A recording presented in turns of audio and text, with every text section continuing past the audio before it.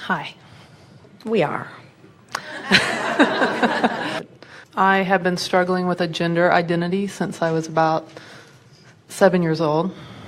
And I really like who I am, but it's a daily challenge for me, and I don't quite know how to address it. Well, you know, we don't struggle with gender identity because gender is inconsequential from an energy standpoint. In other words, when we view humans or anything that is physical, we see the energy of it, and we note that the energy of what you call male and female is equal in all things. And so the gender identity only becomes significant in a comparative environment, but really you can make it irrelevant from your physical format as it is irrelevant from your non-physical format if you want to. We think that it would be easier to do that if you are really accepting what we've been talking about here today, about the only thing that is really important to you is where you are in relationship to where you want to be. And if you could leave everybody else, all the peanut gallery, so to speak, out of the equation. But it's not easy to be in a physical body where you're not only looking out at others, but others are looking back at you without factoring in what they think about you or what you think about them thinking about you. In other words, all of that sort of becomes part of the vibration. So often, powerful teachers come forth different than most others they know, because the most significant thing in our view, which is we know everything, the most significant thing in coming into a physical experience is understanding that diversity is the platform from which all evolution springs forth.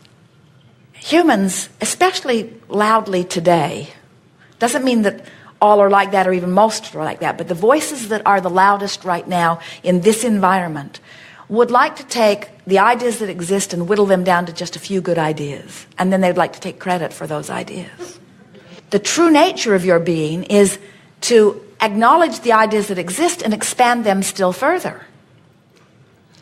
And so every now and again, in fact it's happening in large numbers now, people are being born into bodies and into conditions and situations where they just have driving impulses that are different from what everybody else expects them to have. And the reason that they do that is because they want to make a statement that says, I am not a condition that you can force into conformity in order to serve your purpose of loving conditionally.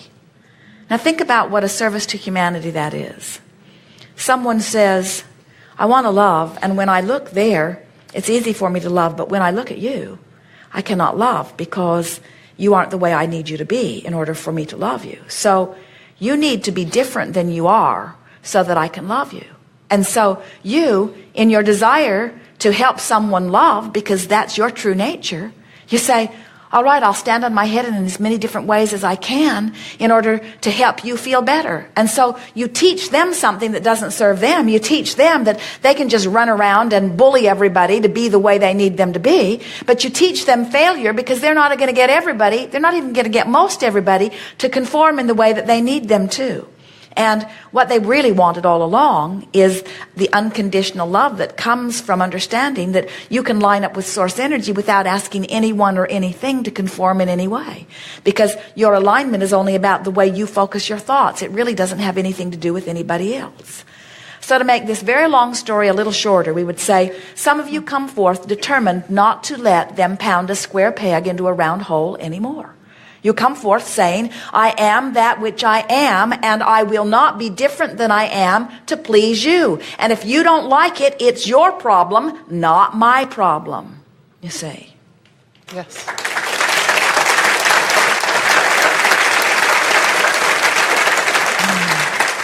And that's not just about sexuality. It's about everything. You came forth as individuals. We like to say that you came into this well-stocked kitchen. And it would be like saying, well, I'm going to make an apple pie, and I don't see any need to have Tabasco sauce in my pie. And apple pies are all I like to eat, by the way. So being the powerful influencer of this world that I am, I think that the Tabasco sauce should be taken out of the kitchen. And we say, oh, why not leave it in the kitchen? Just don't put it in your pie. And they say, oh, well, if it's in the kitchen, it could get in my pie. And we say, no, it can't. It can't get in your pie unless you put it in your pie. And they say, I'm worried that it will get in my pie. I've seen it in others' pies. And I know for sure I don't want it in my pie. And as long as it's in the kitchen, it has the potential of getting in my pie. So I think we should get it out of the kitchen. How many of you do not want Tabasco sauce in your pie? Let's vote to have Tabasco sauce eradicated from the kitchen. And we say, why in the world does it matter what's in the kitchen? Just don't put it in your pie. And then they say, see, it got in my pie. And we say, but it's only in your pie because you were giving attention to it and you sprinkled it in your own pie. And they say, I would not have put that in my pie. I don't like that in my pie. And it's clearly in my pie, which means somebody else put it in my pie, which means now I'm powerless because things can get in my pie that I would not put in my pie. And we say, no, they can't. Things can't get in your pie without you putting them in your pie. And they say, I've said no to Tabasco sauce in my pie right from the beginning of stepping into the kitchen. I've always said no, no, no, no, no about it. And we say, but no means yes in a vibrational universe. Everything you shout no at, you put in your pie. People don't want to hear that. They want to be able to shout no and make it go away.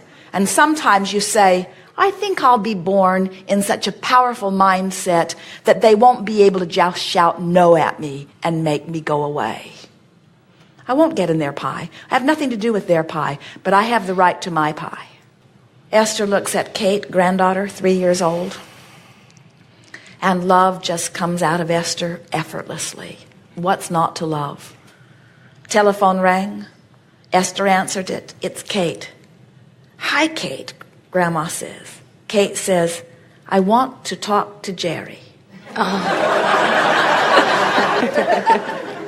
Esther gives the phone to Jerry, and Kate says, I love you. Oh. And Jerry says, I love you too. And Esther melted into pure connection. In other words, what could be more connecting in nature than the words of a child who is connected to Source? And then we say to Esther, we don't want Esther's feeling of connection to be contingent upon anyone, not even Kate. Because as lovable as Kate is, she did ask for Jerry. And as lovable as Kate is, there are others not lovable. And if Esther's connection to Source is dependent upon anything other than her known formula for aligning with Source, then she can't control her own reality, you see. Mm-hmm. Oh, relationships are so meaningful. They will stir you up in so many different ways, and they will cause you to ask so many questions. But let the relationship, no matter what it is, be what it is meant to be. It is meant to be the stimulation for desire to be born within you. And then it's your work to get in sync with it. And as you get in sync with it, the relationship will unfold and blossom in wonderful ways. But you're not here for the relationship with others. You're here for the relationship with Source. And from that relationship with Source, all kinds of meaningful other things will happen. Joy first, and anything else you have time for.